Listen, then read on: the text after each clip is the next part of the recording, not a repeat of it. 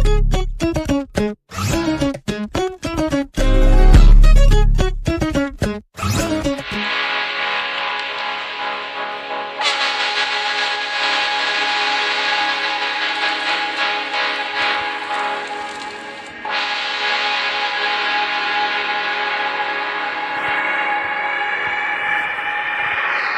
दोस्तों, आज हम बात करने वाले हैं एल्स इन बॉर्डरलैंड सीज़न 3 के बारे में।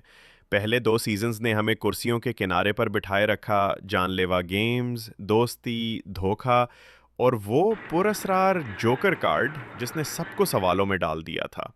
सीज़न 3 आया है और इस बार खेल पहले से भी ज़्यादा अजीब, ज़्यादा फ़लसफ़ियाना और ज़्यादा ख़तरनाक है। तो चलिए शुरू करते हैं।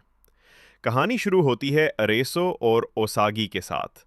दोनों अब असल दुनिया में हैं, शादीशुदा और बज़ाहिर खुश। वो एक आम सी ज़िंदगी गुजारने की कोशिश कर रहे हैं, लेकिन मसला ये है कि ओसागी अजीब ख्वाब देखना शुरू कर देती है और फिर आहिस्ता आहिस्ता गायब होने लगती है। ये सब देखकर अरेसो के दिल में वही पुराना खौफ जाग उठता है। क्या हम वाकई बॉर्डरलैंड से निकल पाए थे?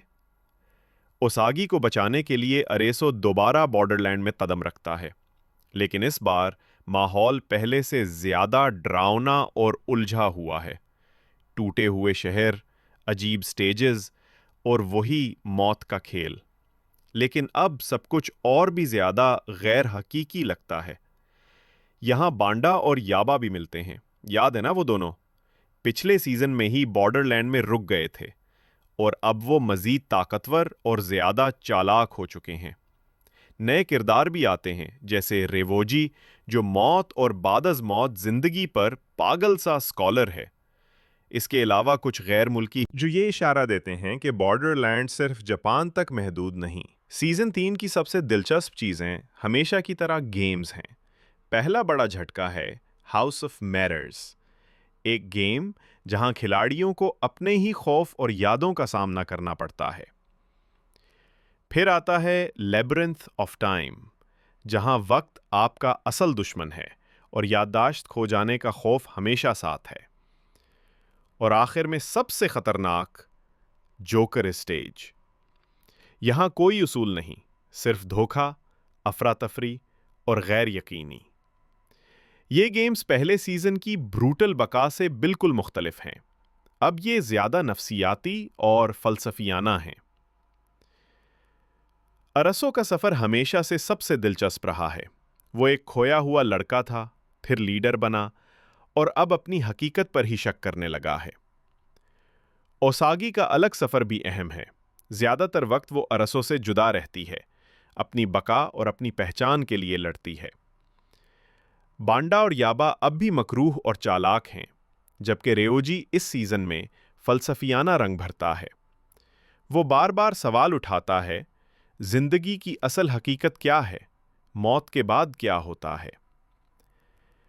ये सब किरदार कहानी को और गहरा कर देते हैं। आखिर में सब कुछ जाकर ठहरता है जोकर पर। जोकर कोई आम कार्ड नहीं, ये बॉर्डरलैंड की असल हकीकत की नुमाइंदगी करता है। अफरा तफरी, गैर यकीनी और मौत की हकीकत।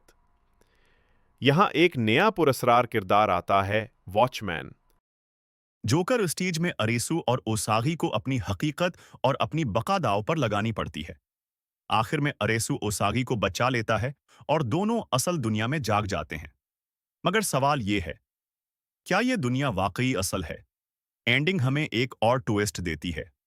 अमेरिका में एक नई आइलस का तारुफ, जो कहानी को आलमी सतह पर बढ़ाने का इशारा है। सीजन 1 का थीम था बका और दोस्ती। सीजन 2 ने दिखाया इंसान की असल फितरत और अखलाकियात। लेकिन सीजन 3 ये है वजूद और तकदीर पर एक सवाल। क्या बॉर्डर लैंड एक बरज़ख है? क्या ये समयूलेशन है या सब मिलकर कोई इज्तिमाई ख्वाब देख रहे हैं? जोकर दरअसल मौत की गैर मुतवक्का हकीकत की अलामत है। यही वो चीज़ है जिसने शायकीन को तकसीम कर दिया। कुछ लोग गहराई को पसंद करते हैं